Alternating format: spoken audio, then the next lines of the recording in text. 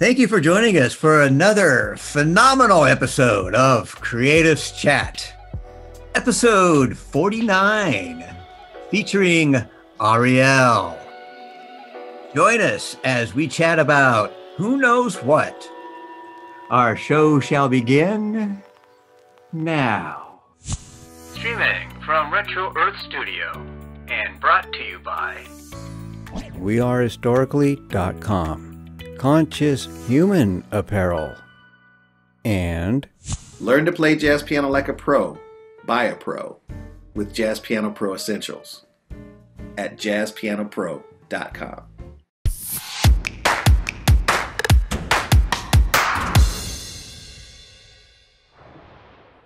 Hello, I'm Rusty. I'm Peter. And Peter, tell everyone who we have on our show today. Ooh, Rusty, our guest is the mindful adventurist, a multidisciplinary artist, a corporate trainer, a mystic, and guide into non-duality. He was born in LA, grew up in Atlanta, and now resides in Israel. He began his meditation journey at the age of 6, and over the span of 30 years, his journey has included in-depth explorations in both theory and practice. He offers spiritual guidance where healing and self-realization work hand in hand in his satsangs and healing work. We have Ariel of Mindful Adventures. Everybody, get your scuba suits on because we're getting ready to take a deep dive. Meet Ariel. And with that, I just want to say thank you, Ariel, for joining us here on Creatives Chat. How are you doing this morning? Thank you. I'm doing well. Yeah, bright and early. I'm an early morning bird, so it's all right, buddy. I'm doing well. Yeah. Well, I guess we should really start off with, it's a very beautiful happening when I get to experience someone else who understands the power of satsang. And that's how I stumbled into you on Instagram. And I just want to say again, paths cross for a reason. So why don't you tell our listeners a little bit more about yourself? Why are you in Israel? What are you doing there? How's your life? What am I doing? Well, life is sweet. And I take it moment to moment. I'm sure this doesn't sound new to you. That's what keeps it sweet and interesting. But yeah, so I'm on Instagram, also on YouTube as Mindful Adventures with Ariel. And what I do, as you've mentioned, is satsang, really inviting people into the space of inquiry to ask questions on the nature of the self and knowing oneself. And that is the realization of the true self, of course, depending on the questioner. But yeah. Exactly. Well, I think it's really fascinating. One of the things I learned about you is that your meditation journey and this, I guess you would say, this inner looking began at a very young age, especially compared to a lot of people that really stumble into meditation and self-inquiry later in life. So how did your journey really begin? So at a very young age, that's correct. Yeah, at 6 years old, actually. So my parents, they've always been universalists. My father, he left his body a few years back, but, growing up, they fostered an environment of openness and exploration and spirituality and just about every teaching that's out there they had in their library. And I think the earliest memory that I have, if I can go all the way back, would be maybe I was 4 or 5 years old when I first noticed how many candles were lit in the house, and then I'd smell the incense, and I started listening to them chanting, and they were doing mantras and transcendental meditation. And with that curiosity, they invited me to join them, and they started to actually train me in the meditation at 6. So that's how it all began. I love it. That's so awesome. And I think that's just the opportunity that each being has as children is we're always enamored with life, and it's that natural curiosity. So when you have an environment like that can truly foster the inquisitive mind of our youth, that's a beautiful thing. And what's amazing about it too is that I was so intrigued by it, and I got really, swept into it that I didn't even realize, the naivety of a child is something else. I didn't even realize that, the other kids, they're not doing this stuff. So for years, actually, I'd say maybe for 4 or 5 years, I just kept it to myself, but my my default assumption was that, oh, this is normal. I'm lighting candles at 6, 7 years old, early in the morning, burning incense. Sure, everyone's doing this. That's so cool. Well, how did you go from Atlanta to Israel? Let's just get that right out of the way. That's quite All the right. jump. Yeah. So I've been in Israel for almost 12 years now, and I actually converted to Judaism before coming to Israel, I guess, obviously, but I converted to Judaism many, many years back and as a part of my journey. And there came a point where after everything was said and done, it was like, okay, why don't I actually go to the land where all of what I've been learning over the years and all of that I've been, studying, that I could actually see the land, walk the land, meet the people.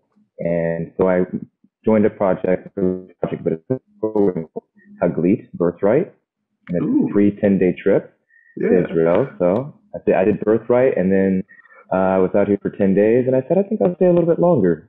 Then 11 years later.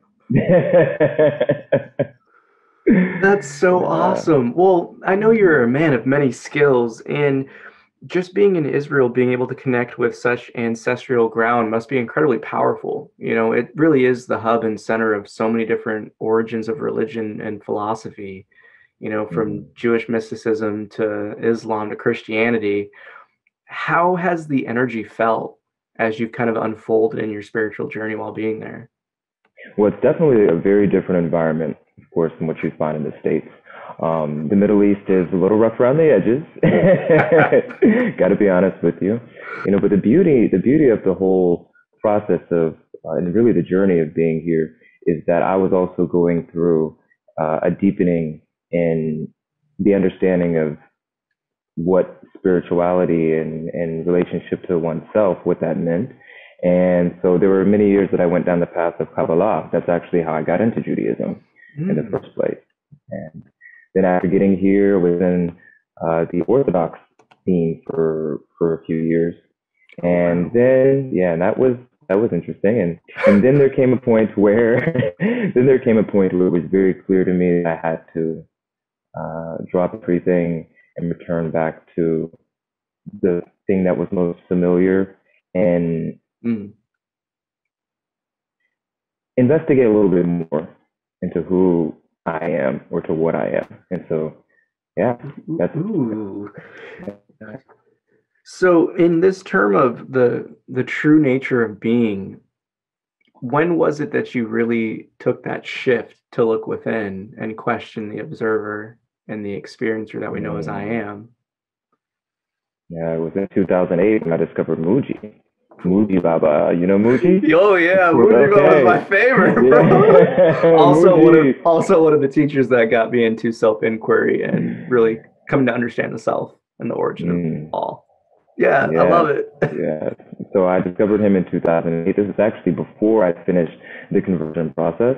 And I said, wow, this is very clear. My gears were turning, my heart was opening. And the point where it's like, I think I just keep this in the back pocket for now. I'm going to come back to this question, a little bit down the line. But it wasn't until after coming to Israel and also spending much time in meditation and really looking within that it came back full circle to diving into the question with totality, really, and devoting the time and energy and the awareness to just turning the attention inwards, not necessarily geared towards any type of spiritual practice in Judaism. I think at that point, this was 2013, 2014. So at that point, it was very clear to me that I needed to drop just about everything that I knew and go within. It's challenging, especially over here where things are there is a very strong religious presence here on various levels. And so when it comes to, like you had mentioned, you have Judaism, you have Christianity, you have Islam, and all of the structures around those things are not so malleable. So for me to kind of break out of that and just be like, okay, you know what? I'm just going in meditation, and inquiry and start from there. Ooh, so this is going to be an interesting one because in terms of the freedom and liberation that meditation can provide, how did you find that it helped you kind of escape these constructs of the spiritual teachings and really shape your own path in this understanding of everything? Yeah, good question. So it was really more of an exploration and really experimenting. I'd have to say it really kind of boils down to experimentation because, I think that for so many years, from the age of 6, really studying various teachings, practicing different, forms of religion and getting the theory down, like really diving deep into theory. But then when it comes to the practice, needing to be solid in the practice. And so a part of that was experimentation. Within meditation, there's a wide variety of different meditations or practices. And so I also discovered Osho Rajneesh. Yeah. He's very controversial. However, his meditations, for sure, I'd say that Muji really laid the groundwork for me to go into inquiry. But when it came to Osho's teachings and his methods, I found those to be highly effective to silence the mind. And in silencing the mind, then I could really go deeper in inquiry to get the clarity that was actually here all along from day one. It was just superimposed with a lot of assumptions, beliefs, and things that were not true to the being. And see, that's fascinating, going under this immense journey of exploration to see the conditionings just kind of drop away and their manifestations, like the effects of those causal forces, to witness the pureness of our being. And I want to bring up a word because it's probably gonna be, we might say it a few times, but the concept of non-duality. And I'm very curious on how would you define non-duality for our listeners? I'd say in a nutshell, it is making peace between opposites. And in making peace between opposites, then when that division or what seems to be divided from within, when peace is made there, then all is the self. So I'd say that's it in a nutshell. I love it. And the thing is, for the listeners, you have to rewind that, listen to it again, listen to it a few times, because there's so much truth in that statement of really coming to peace within is the full acknowledgement and acceptance of what we are, of what is arising within us. And I always find that's kind of the paradox of meditation and spirituality is there's always so many, I must silence this, I must do this, I must do that. And the real essence of life and this inquiry of self in which you lead to recognize everything is simply being, not participating in the play. Exactly. That's the beauty of it. We're already doing it. It is so paradoxical because really it's like in all of the doing, then there's the reinforcement with any conditioning that's there that's driving the doing.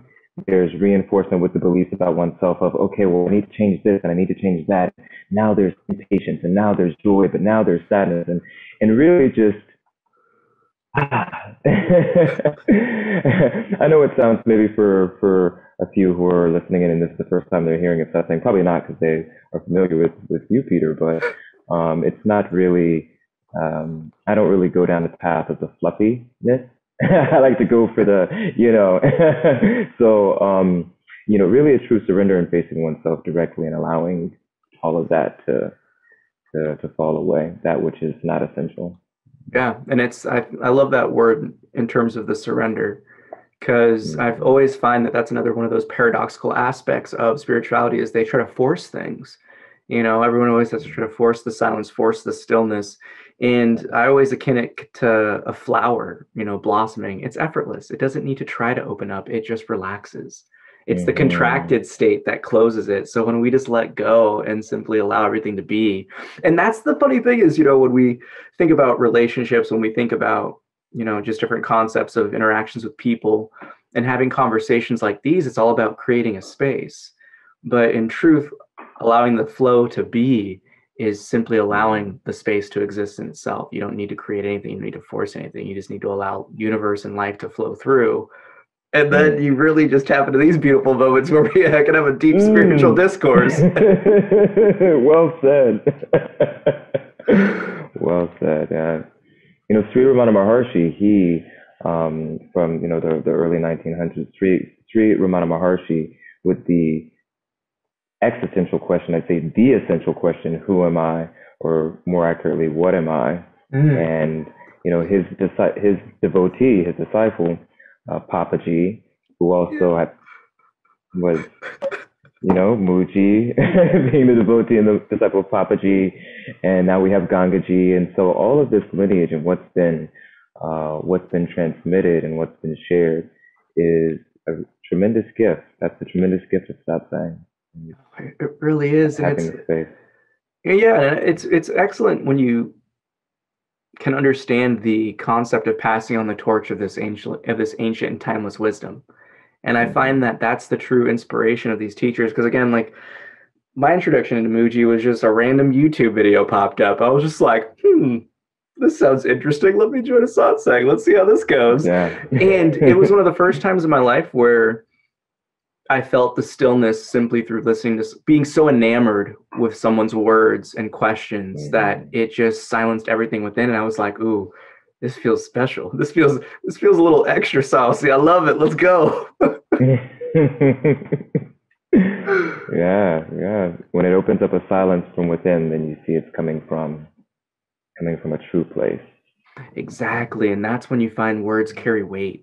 And they really just cut through any type of clutter. And that's always the most profound happening when, especially we have two, kindred spirits in this sense, being able to have these different discourses on the many concepts of self, non-duality. There's so many different expressions of the totality of the one, but ultimately that's the beauty of it, is we all return home.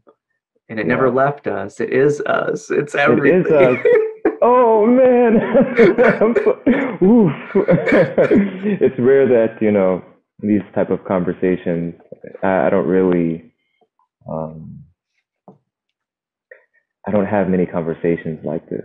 I just respond to questions. People send in their questions. I respond according to the questioner and leave it at that. So it makes me very happy. It brings me some joy. Oh, it's likewise, man. And this is another one of those real recognizes real moments, because it's just like, when someone has come from the place of experiential knowing, that's what always makes it so special. And I find that that's one of the connections that I had, and instantly Kairos, because I've seen a lot of people on Instagram doing their meditations and stuff, but I was just like, ooh, he has that elation in his voice. He's been there. He's walked the walk. He's talked the talk, so being able to tap in with you and really understand your journey is really, honestly, it's really cool. It's one of those many blessings in life that I feel honored just to be able to share the screen and share a conversation with you, because you've been going on a journey in this adventure called life that a lot of people, they lack the courage, they lack the openness, the excitement, the curiosity to really just drop everything and, to even convert to Judaism and go through that process and traveling is wild. It's awesome to see. And what really inspired you to just kind of, well, actually, I guess I should ask this first. What inspired you to convert to Judaism? What allured you to this? So in my youth, after my parents had started to train me in meditation and I started to explore New Age, not Scientology, but I got into Christian Science for a little bit, then into Buddhism, learned in Hinduism, Sufism. Christianity, I will say, was the official, I'd say, religious practice of the home, but that was for the family. My parents and my immediate family, we were the black sheep of the family. So we would go to church every now and then. And then once we get home, it's like, okay, light the candles. Let's sit. We're going to, do some chanting. Let's see if we can do some creative visualization and all of these things. And so I'll never forget, I think there was a point when it was in my early teens. I went into my parents' room, into their library. And there was always this section of books that was like, they looked very old, dusty, pages were torn, hanging out of the books. I mean, it was just something kind of mysterious about this part of the shelf. And so I would look and I asked my dad, I said, okay, so what is this? What is that? About the mysteries of Moses and all sorts of different things. And he said, oh, well, this is the Kabbalah. He said, so you don't worry about this. You can't touch this. So he wouldn't allow me to really, and this was the first time ever in my youth that he told me, no, I don't want you touching these books. I don't want you getting into it. You're too young. And later on down the road, I find out that this is what's told to anyone who wants to learn Kabbalah. They have to wait till they're 40 and married and all of these things for various reasons. But so of course, when you tell a teenager that, that leaves room for trouble, because I just went back in there, dived right in, and yeah, that's really how it all began. And there was something within the symbolism, but also how all of the dualistic play of life was put in a way that just resonated at that time. It really resonated, and not only symbolically, but also the different levels of emanation and the esoterics behind it was something that was so mysterious that drew me in even deeper. So yeah, so and I'll just say that after many years of studying and going deeper, I even got into some of the Kabbalistic meditations. Then it came to a point where I wanted to also see, okay, so what's the tradition behind this? Let me go and see like the history, the tradition, and learning, about Judaism. And yeah, so that all led to eventually me converting to Judaism. That's such a cool exploration of just curiosity. And it is really that teenage essence of being told no. Yeah, and I'm like, okay, this is the first time I've heard this in regards to spirituality. I'm going to check this out. I actually found out, and this is interesting, is I found out that when I was 2 years old, I don't remember this, but my father, he was actually, when I was 2, he was painting a Kabbalistic tree of life.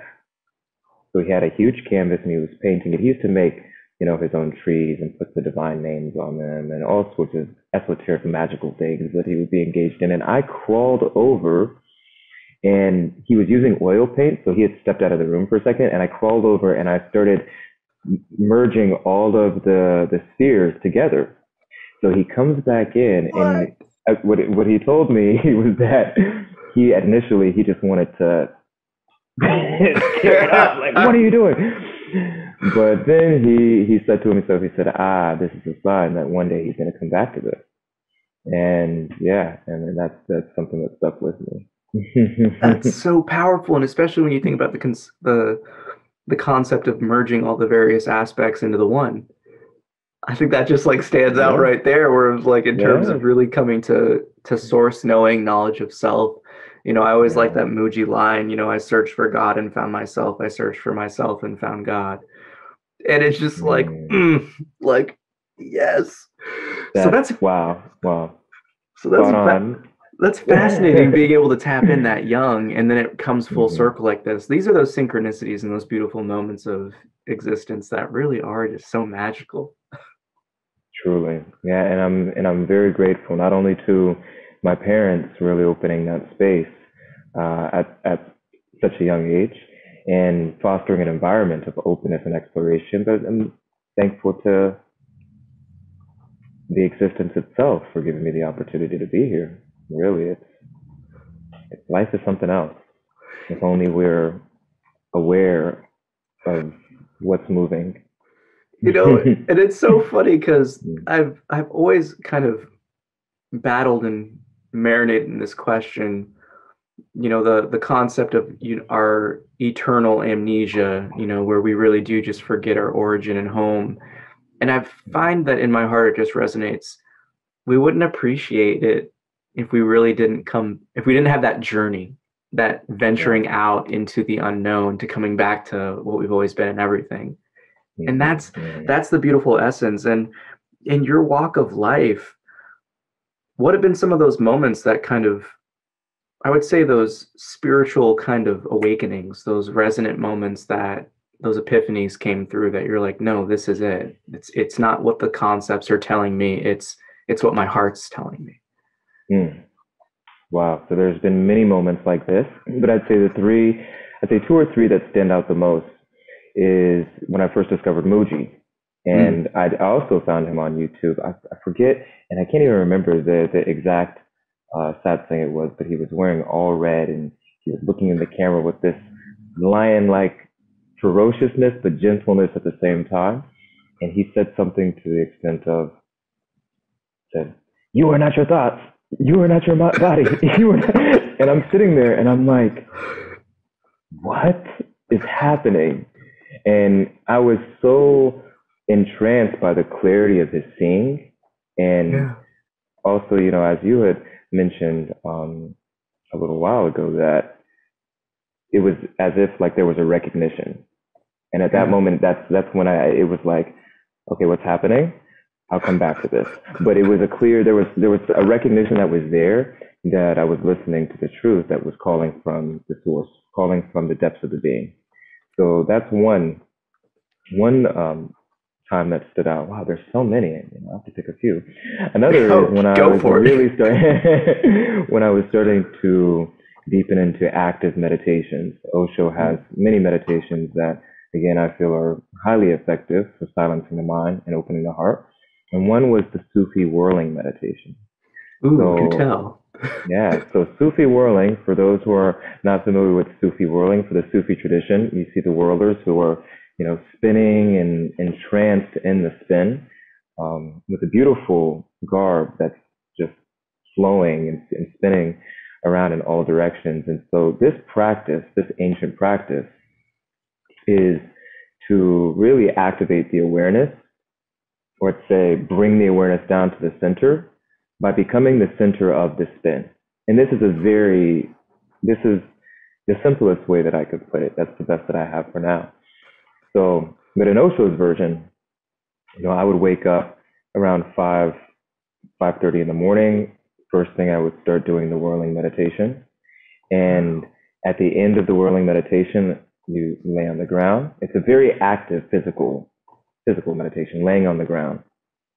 And just allowing the energy from the earth to rise up and to sense what's going on in the body. And the depth of the silence, the complete cessation of thought, was enough to pull me deeper into that, deeper in the vacuum.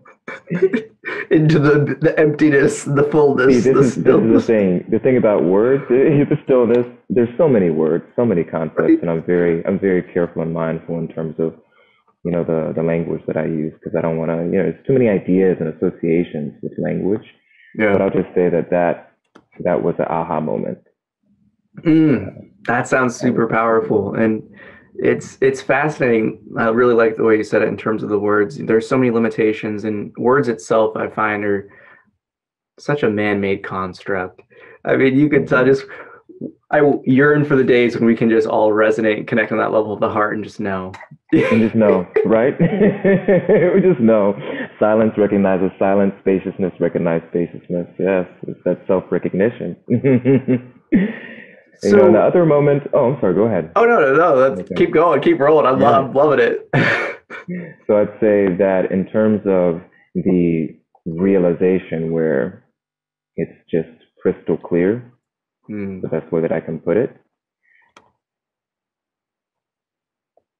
the clarity grew and increased over the last few years, but at the end of last summer, it was August 17th, 11 o'clock in the morning.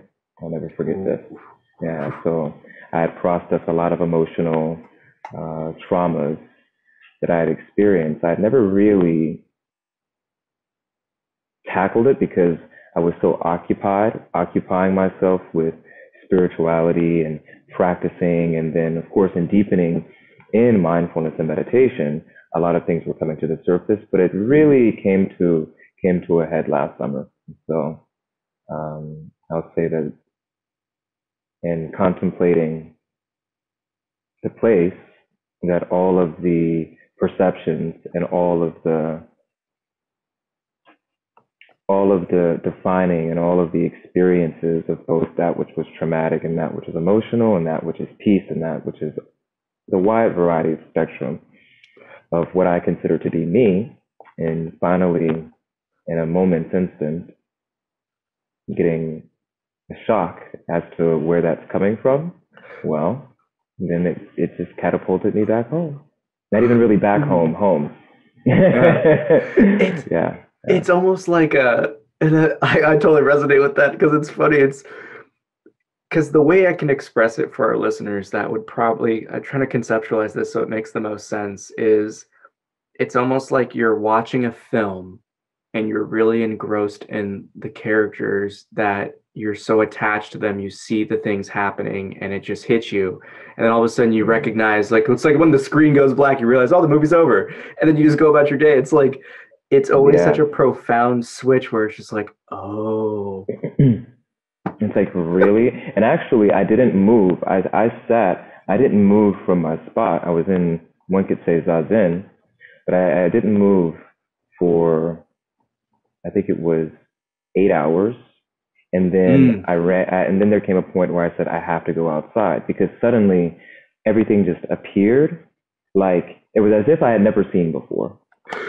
Actually, I will say this. I was blind until August 17th at 11 a.m. That's the best way I can put it. Ooh. So once I saw just the simple nature of everything, then what else to say, really?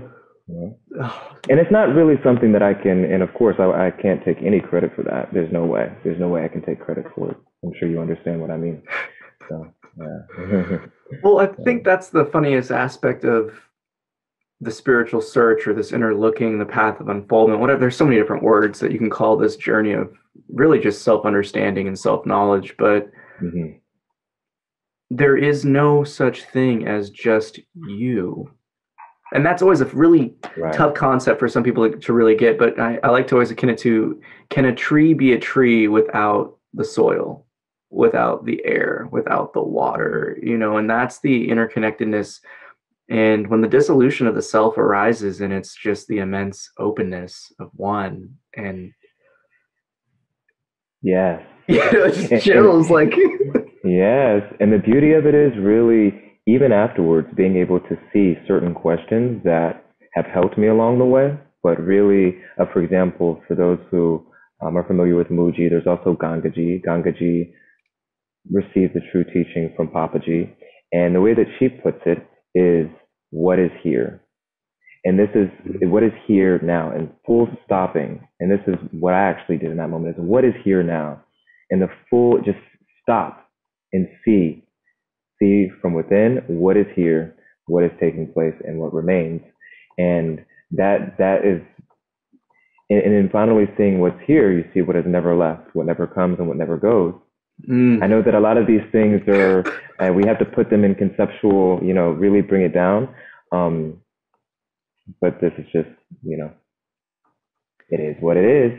Exactly. You really have to try to consciously push past the conceptualization of concepts and just go beyond. And I think that's one of the more powerful. I'm trying to remember, it might have been Adyashanti that I kind of got this one from. It's all a blur, back when you think about the time aspect, but it's don't really listen to the words that they're saying. Try to look at the place in which they're speaking from. And that was one of those things that kind of hit me too, where it was a very similar moment to the, you're not your thoughts, you're not your body, where I'm just like, okay, well, what would it be like to not be in a state of attachment to thoughts, to sensations of the body, to emotions? Like, what would that be like? So it reminded me of the Buddha, like some of my, I think it's having a little fun story, but it's one of my the first experience when I finally had stillness internally and the absence of thought was really gifted by the story of the Buddha, where he was sitting underneath the tree just being like, no, no, no, to all the temptation. I took that no, no, no to heart. And it's always fascinating. You say you sit for 8 hours, just the timelessness aspect of it, where it's, you're so immersed in the now, you look up and you're like, oh my gosh, it's been hours. Like, I like this. And that's really what happened in that moment of I call it almost like the crucible of the mind, where it was just trying to tempt me and getting enamored with the thoughts, with the imagination. And it just kept being that no, no, no, no, no, no. And then it was like everything just broke through. And I felt like I took a breath for the first time. I felt like it was the first time I really heard the wind, heard the trees, moving and swaying, and it was just like I'm right there with you. I just sat outside, just like staring at the sky for like hours, and then it didn't feel like hours though. To me, it was like, I swear, like maybe 20 minutes, 40 minutes experientially, and I go in, I'm like, oh wow, everyone's asleep. Yes, the immense silence in which all sounds and everything is appearing in. It's like almost, floating in space. But I'd say really there's that grounding, the grounding that takes place afterwards. And that's where, Yes. I really started to, with Mindful Adventures, I'd actually started Mindful Adventures, I think it was around 3 years ago, 2.5, 3 years ago. I stopped holding mindfulness events and what I would call satsang, because I really needed to get more clarity and be fully established in the seeing. And so that's when COVID hit.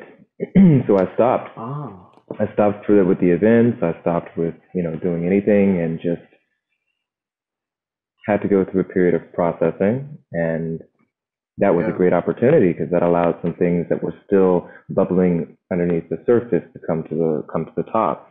And then, after the end of last summer, it's really been a process now, not even really a process, but the experience of just deepening and abiding in the awareness. And this is where it becomes really where the rubber meets the road, is being able to still go to the office when needed, being able to still, of course, taking care of responsibilities. Like they say, before enlightenment, you chop wood and carry water. After enlightenment, chop wood and carry water. I'm not saying that I'm enlightened, by the way. I'm just saying this is, you keep things moving. So while still abiding in awareness. So, that's the beauty of this whole journey. It's fascinating though that everyone that has these, early recognitions, almost like the cracking of the egg, like the unfoldment, again, like there's so many words that you can call this realization. And none of them suffice. Right. This is the crazy thing about it. There's nothing, this is why I'm smiling so hard right now, because I'm thinking, this is one of the reasons why I only respond to questions now, is because allowing the self to marinate in the self, and then this way, maybe over time, one day I can just, sit, and I don't know if I'll ever be one that just gives long lectures on these sort of things, if we can call it that. But well, abiding in the silence and speaking from there. Yeah, well, I think that's one of the most opportunistic things for the listeners, is being able to hear the application of that rubber meeting the road in just regular discourse and conversation and sharing of perspectives. And ultimately, again, it comes back to the paradoxes. Words, by definition, are limited.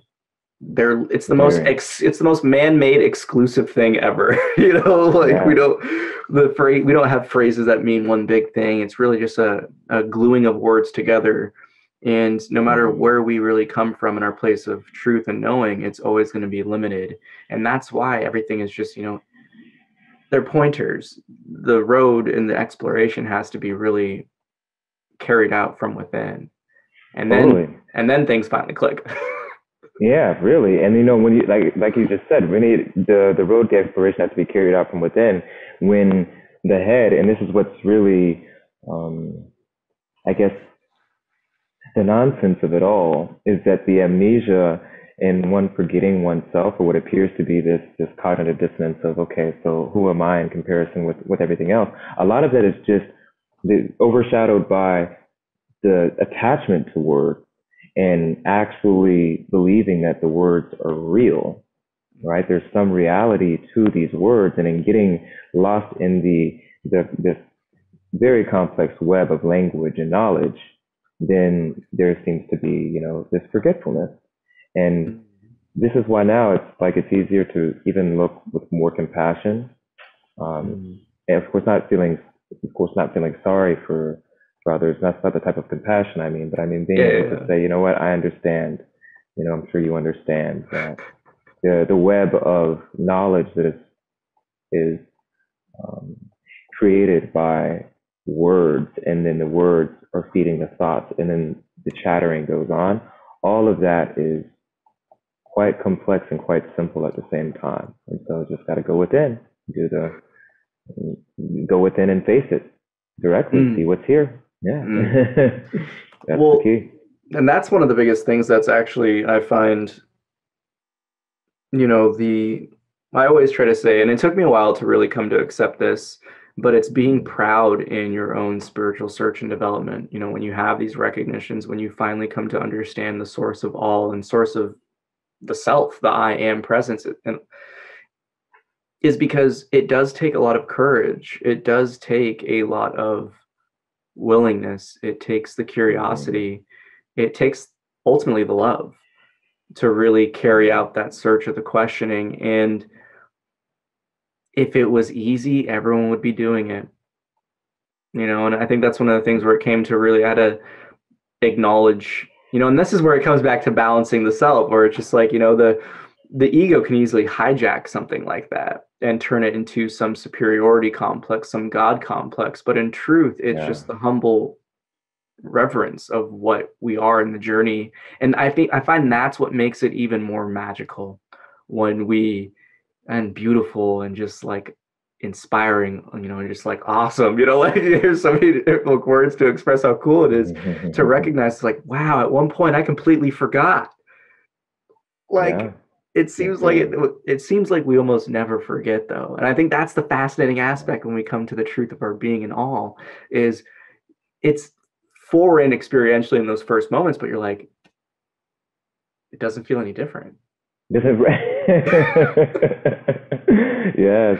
I mean, for you, did you feel like, as a part of your experience, and even the word experience is not accurate because you see it's like the experience comes and goes, but that remains. So, just want to clarify this. But for yourself, did you,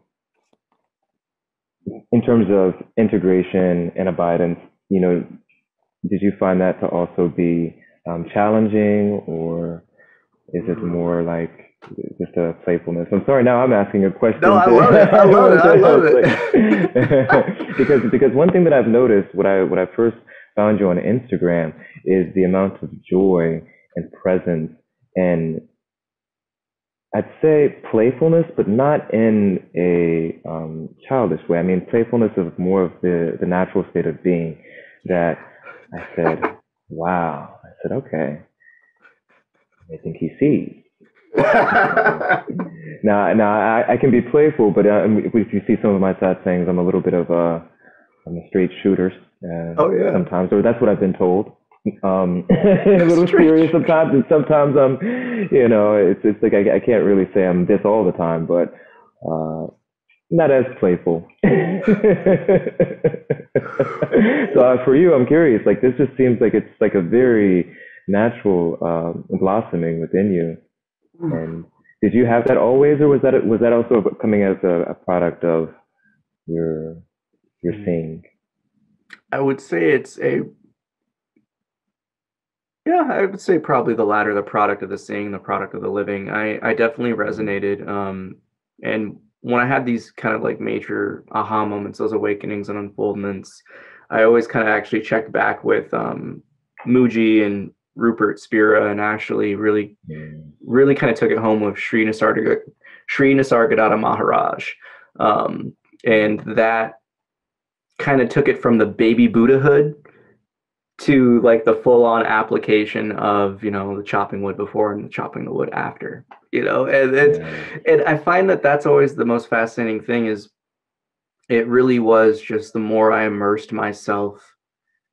Actually, probably the best way to put this is the more I let go, the more I received. So obviously, I think it's always a misconception of people. And I like how you clarified that earlier on, where it's like enlightenment is not really a proper word, because I think that's one thing that people get kind of caught up in a spiritual cul-de-sac, is they think enlightenment is just, oh, I made it, they think the work is done, but right. The recognition is, again, it's just the first layer coming off. It's just like, okay, now what was it? I think it was, this one was Adyashanti. It was his teacher. He like came in, similar recognitions that you and I have just spoken on, and he went to his teacher and was super excited. It was just like, everything is one. I am one. it's all source, and they were like, good, now the work can begin. And he was Right. like, What? I thought this was the end. Exactly. So it was kind of just like the playfulness comes by the continual immersion and really understanding what this life is and continuing to explore it. And that's the kind of dance. And I find that when you really come to know that you are all and everything is one, and you are a cell of the whole, there's no such thing as separation, you lose fear. It's this profound trust and faith, and it's something that kind of turns into this blissful feedback loop, because the more you let go, the more you receive, the more you trust in the life, the more you see the signs that it's presenting you, these opportunities. And it's just natural, I guess, at that point, where it's just like, yo, this is fun. Like, this is dope. Like, oh, beautiful. Yes. So it's really a beautiful play. And for yourself, like, really just, again, it's hard to even say like living abroad now because you've been living there for so long, but in terms of this post-corona realization and kind of marinating in the truth, going through this process, how do you feel like the interaction and engagement in your own life with this knowing of self has changed? Like the interaction and engagement with perceived others, or everything, actions, work, conversations, people. Well, to be honest with you, after the insight, sounds so funny. After the insight,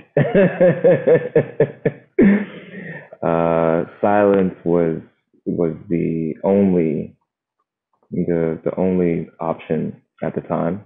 And I remember I even tried going over to a friend's house. It was like the day afterwards, and going over and sitting with her, and she said, "Let me make some coffee for you." And her voice, the sound of her voice, and looking around her apartment was just a little bit too intense for me, in the sense that, I mean, it was as if I was hearing her not coming, like the voice wasn't coming from her face.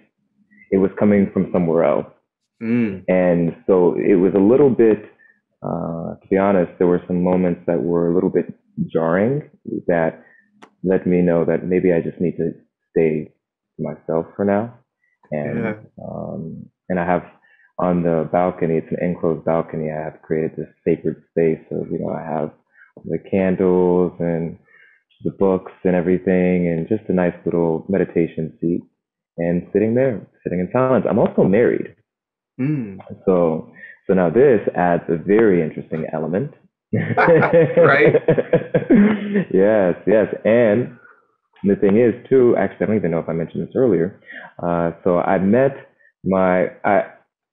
I came out of the closet when I was in Israel, when I first got to Israel, like a few years after being here. And so I met my partner 6 years ago, 6.5 years ago, and then we got married a few years later. And he's not so much in satsang. This isn't he sees what's been happening and what's unfolding, and he's able to appreciate, I'd say, from a little bit of a distance, even though he's even being impacted. I think by everything that's taking place in the silence that there is. Especially when he's like, wow, you're not arguing as much. What's going on? He's like, you're very quiet. Are you okay? I said, of course I'm okay. Everything's okay. Are you okay? I said, come over here and just sit with me, for a little bit. But so in terms of the interactions, though, I digress. In terms of the interactions with perceived others, I had to go and stay in silence.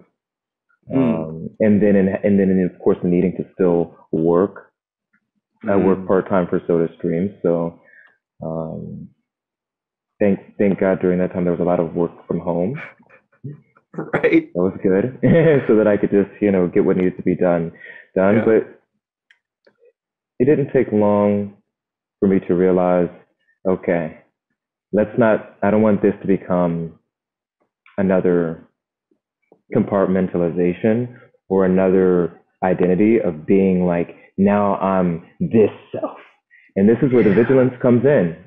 That's when I Yeah. started to learn that there still has to be vigilance, keeping vigil on this light is here and staying here as the self.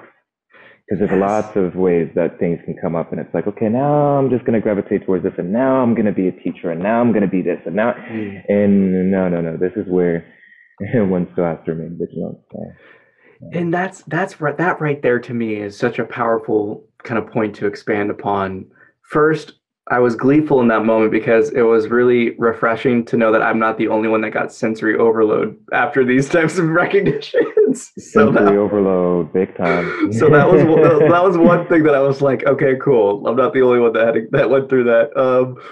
And second, really, is this concept of, again, it's detaching yourself from identities and identifications. And I find that that's one of the things in terms of this journey that a lot of people I actually have experienced in the spiritual path of life have had these recognitions, have had those types of like, oh, I feel like they experience oneness, the self drops away, and then they almost become the enlightened identity, the awakened identity. And then it's the trap, because it's like the ego's just like, ooh, this is tasty, and then it's right back into the game of identification and chaos and suffering, and it's just another trap of personhood as I see it. So that concept of really separating yourself from the concept of identification, what kind of rang that home for you? What was kind of your reminder in those moments where it's just like, whoa, getting caught up, bring it back? So I'd say in two different settings, if I can use that term loosely, is that one would be in my relationship, in the marriage, and really seeing that, okay, now more than ever, still needing to remain as the self, but be open, willing, and compassionate enough to allow others or perceived others to be as they are. So, there were some times that even when anger, like, it's not like, of course, as you know, emotions still, it's not like it's all, fluffiness. There are things that still can come up. And there were times that, instead of being angry, I was just all anger, like in that instant, like just, I'm fire. Because there is nobody here that can be angry. No, I'm fire itself. But then being able to, like, once I saw the full expression of the self being expressed and reflecting on itself and saying, okay, stay here. I am here already, so just relax, take it easy, and then still allowing, whatever does in terms of emotions, they don't stick. These things may still occur in a way, but they don't stick. So that's one context. The other is when it comes to satsang itself. So when initially, and you may have noticed this on my Instagram, also on YouTube, early on I was posting videos that were more of me just sharing. And the sweetness, just like, I was like, he's feeling it. Yes. But it's clear that the sharing, I guess, the ideas and the understanding of the insight, there came a point where it's clear to me that that was also leading me into a trap of,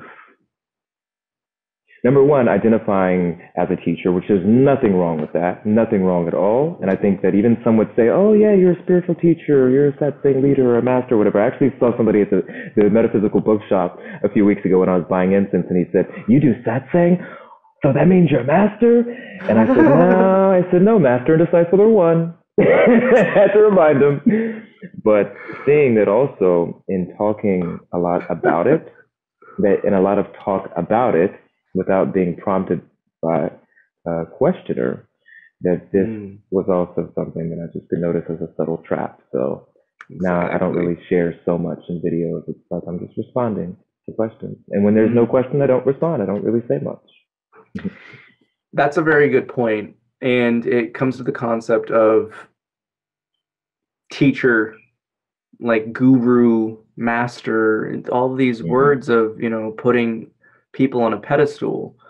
And I think it's that same type of childlike adoration that we have for like our parents, the adults around us, the big people. We just like, I want to Yeah. be like them. And that right there is one of the biggest spiritual traps I think I've seen in the whole game of life thus far is you get turned into like this rock star. These people use that concept of someone simply sharing their perspective as Hmm. overriding their own perspective. And essentially giving away their free will of exploration of consciousness away to someone else, of being like, oh, I can only do this when I'm around them, I can only do that, I can only help heal and learn from this person, no one else. And it's the teacher trap is a huge thing because it's like, yeah, we're all It's a pieces of the teacher trap. puzzle. Yes, yes.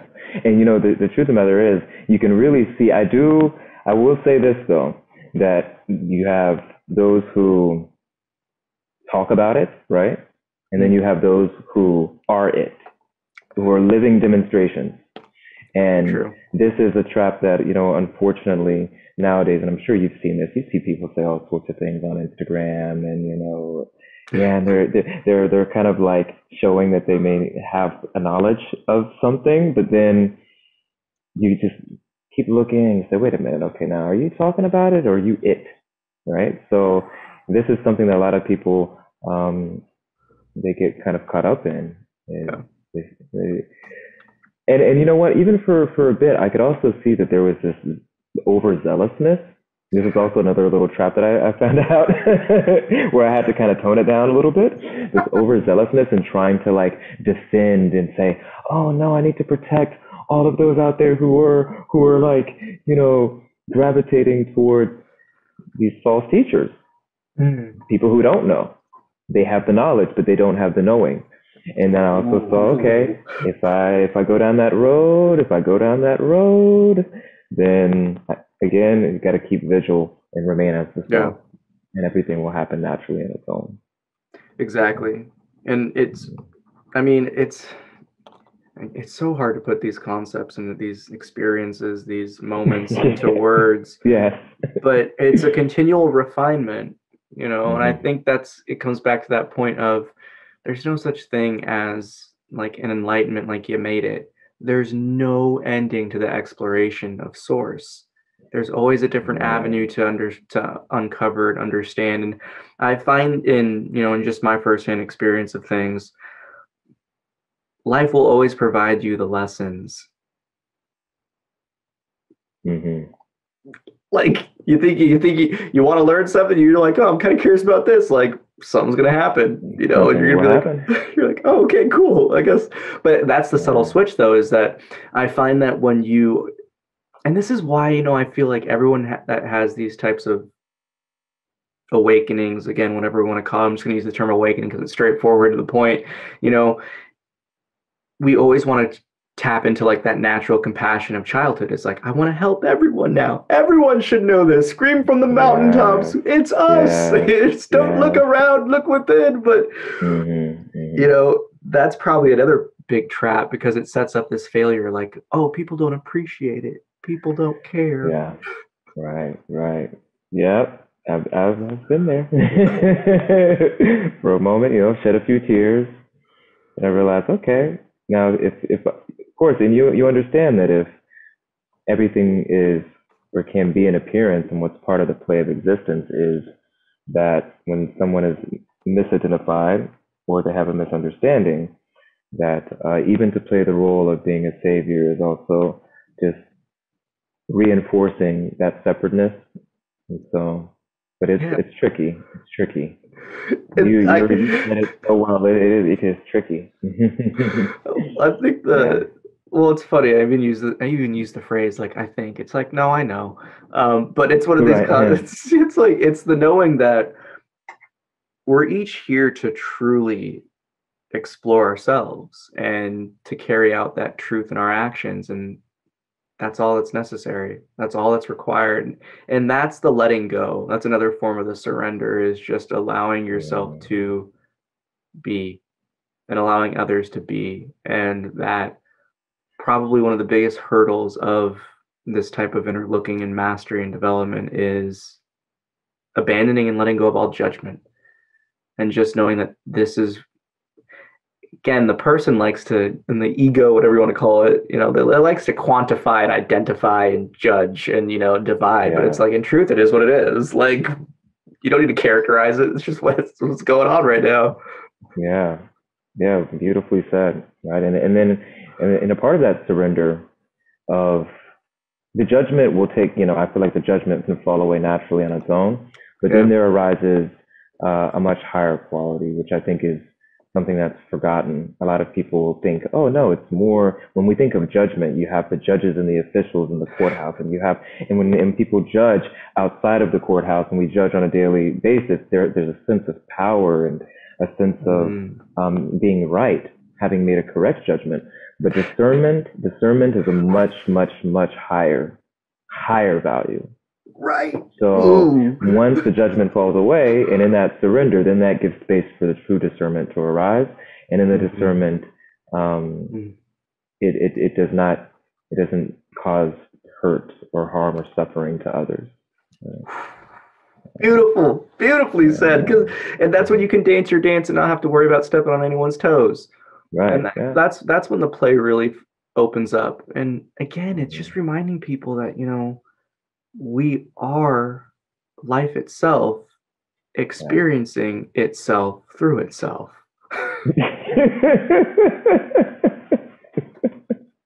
Yeah, some people are just like, what?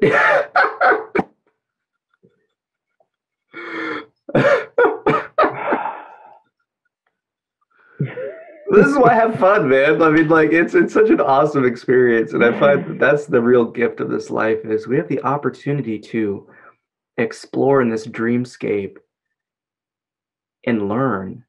And it unfolds. Yeah. It's ever expressed. The self is ever expressed, ever revealed, ever present, ever now. And just let it continue to unfold. Right. Oof. I like what you said a moment ago about, how it's not just like, it's not the end, like awakening. Some people will say awakening is maybe the very end and you've arrived, but the starting point and the destination are one. So once you realize that, then the learning can really begin, right? The real application of it can really happen. Yes. Yeah. You get it. That's what I'm saying. Real recognize real. You get that. Like, yes. That's why I'm sitting here. I can't stop smiling, actually, because I don't speak a lot like this.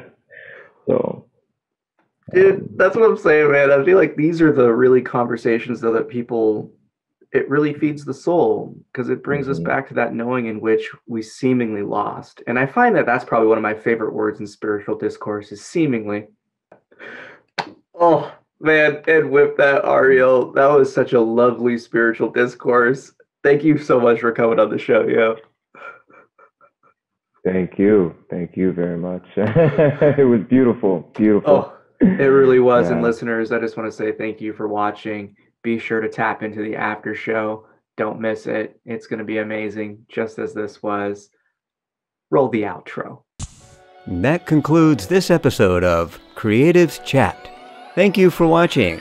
Join us every Thursday at 3:33 p.m. Pacific Daily Time as creative minds get together and chat about who knows what. View more episodes on our YouTube channel. Don't forget to like and subscribe. Thanks again to our sponsors for making this show possible. Thank you, We Are Historically, for your conscious human apparel. Shop online at wearehistorically.com. Hi, I'm Darius Wilrich. I'll teach you everything you need to know about playing jazz piano like a pro with my 12-week online video course and downloadable guidebook, Jazz Piano Pro Essentials. Enroll today at jazzpianopro.com. Thank you for joining us.